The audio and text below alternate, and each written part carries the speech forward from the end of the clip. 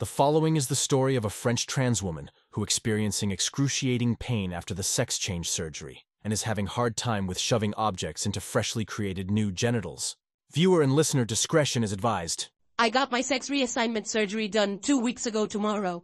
The first week wasn't pleasant, but I didn't expect my return home to be even worse. I'll put it plainly, it hurts so much I want to end it all.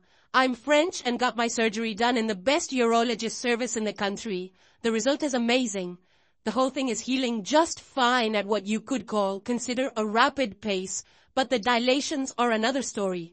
I'd rather eat Elon Musk's waste than do another round. It hurts so much I cry and shout and go into delirium asking to die. It isn't the vagina which hurts, mind you. The whole thing is actually unnumbing itself bit by bit. And though it isn't pleasant, it's nothing to cry about. It's actually about the muscles and the nerves surrounding the vagina. In short, it feels like I'm getting both my legs ripped apart every time. I got to insert 3 sizes. The smallest one is okay, though it does bump into a swollen area just at the entrance. The middle one hurts, but is okay. Said swollen part isn't pleasant to pass by, but it works. But the biggest one? Please kill me. I haven't been able to find the proper words which could describe my pain. It feels like my anus is being sucked inside, into nothingness. My legs' muscles get tensed so much it awakens the most terrible nerve pain down to my feet. My buttocks feel cramped in the most painful way imaginable. And then, once I'm done, not only can I sit anywhere because of the pain, but my body is so tired that I kind of lay down on my bed and wait. Even now, I can feel the pain in my butt cheeks. It's tight, stupidly painful. Is this normal? Any advice on how to insert these monsters in what I'm having trouble calling a vagina? Anything? Please. Thank you. Here are some of the responses to the post. The link to the original post will be pinned in the comment section down below. Hello, we noticed your post, and we just want you to know that you are not alone. We created this automated message to make sure anyone considering suicide receives the help and support they deserve. If you are in crisis, please contact the Trans Lifeline or the National Suicide Prevention Hotline. 3 months here, and yeah, the first couple weeks were pretty awful. I think it's gotten a lot better though by this point, as the initial swelling is down. One thing my surgeon gave was a tube of lidocaine lotion to apply to the scars around the entrance.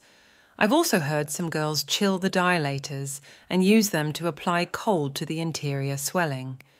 You could also use your fingers to stretch the opening a little too. Hope that helps. Hang in there. Yeah, I have about over 250 tubes of lidocaine. It does help a little, but it doesn't do anything about the muscles and nerves the dilators push inside. They give me migraine and whatnot. You think this is due to the swelling? A lot of the early pain that I had specifically felt like a lot of it was caused by inflammation of the scar tissue, and particularly the dilators pressing up against inflamed scar tissue. I remember it specifically felt like in distinct spots around my entrance, like I was being pressed with a hot iron brand or being shocked with a taser. If that's what you're dealing with, I will emphasize that this stage does not last. It will get easier. That said, I found sometimes the best way to deal with it was just to slather the lidocaine on the outside and then apply an ice pack over top directly. I remember when I was at the 2-week mark, I was still icing like crazy. Specifically, just leaving an ice pack down there for an hour before and after dilation, and sleeping with ice packs to keep things down. Internally, I mostly just grinned and bared it, but try chilling the dilators. It might help. One thing my surgeon told me that did help is that I might not always be able to get it in, and it's sometimes better just to use a smaller dilator for the whole session than it is to try and fail to get a larger dilator in when it clearly won't go. I would obviously get confirmation from your own surgeon before doing, since different surgeons, different dilation protocols. They also advise stuff like taking pain meds a bit beforehand as well. Since the issue might be an inability to get those muscles to relax, you could also try stuff that eases muscle tension, like a hot shower first. Leave the smallest one in longer than recommended. The key here is to give yourself the chance to fully relax around it, which isn't easy at first with internal swelling, etc. Use way too much lubrication and go in as slowly as possible. Speed is not your friend here because you're literally trying to train those muscles to relax. Anything you can do to relax and not panic as you dilate will meaningfully help though. The pain is likely to be mostly muscle spasms causing secondary skin abrasion and irritating sores or healing incisions, so any relaxation will help. Thank you. I have been given next to no information as to how properly dilate. I was told, wash, then 5 minutes for the small one, 10 minutes for the medium, 15 for the biggest. The day they pulled the plaid-filled condom out of the hole, it hurt so fucking much I howled like a mad woman, but the surgeon promptly inserted the biggest dilator with some lube and, damn, I was crying. He told me, okay, it works just fine, now commit to it. So I'm like putting the biggest one all the way in, but it hurts so much, it gives me a migraine, feet pain, etc. And I feel like a weakling for not being able to go forward with it without pain.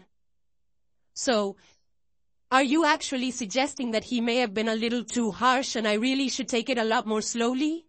Won't the vagina close if I don't use the biggest one as much as possible? Thank you very much. It gives me a little hope. I thought I was just some crazy woman. There's absolutely no evidence that your new vagina will close if you don't dilate. Most people build up to the biggest one after a while. To be perfectly honest, there are no peer-reviewed studies to show the necessity of dilation. I think it's a good idea because we generally spasm quite seriously at first post-op, which is similar to vaginismus, and dilation is literally the treatment for vaginismus. I stopped using the biggest dilator, but the scars around the vagina are hurting like hell. The rest is healing very well. I don't know what to do. I'm very well surrounded right now with my best friend and my girlfriend taking care of me 24/7, but still, psychologically speaking, this is taking a huge toll on me. Middle dilator is 13 centimeters long, biggest is 16 centimeters. Am I going to lose these 3 centimeters soon? Your worries should be about losing depth. Width is slowly built up by dilating. Depth is what can't be regained. But don't force yourself beyond what you can handle. A narrow but long dilator is what you should be using at this point. Don't put too much stress on the back of your vagina, but put some.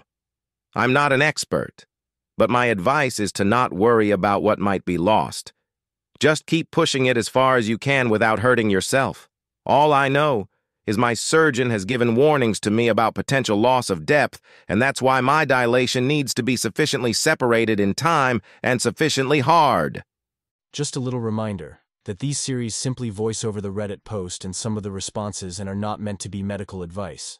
I do, however, find it very weird that every gender surgeon has their own dilation schedule, and there is no uniform dilation schedule set by the World Professional Association for Transgender Health for patients who have undergone vaginoplasty. Let me know what you think in the comments down below.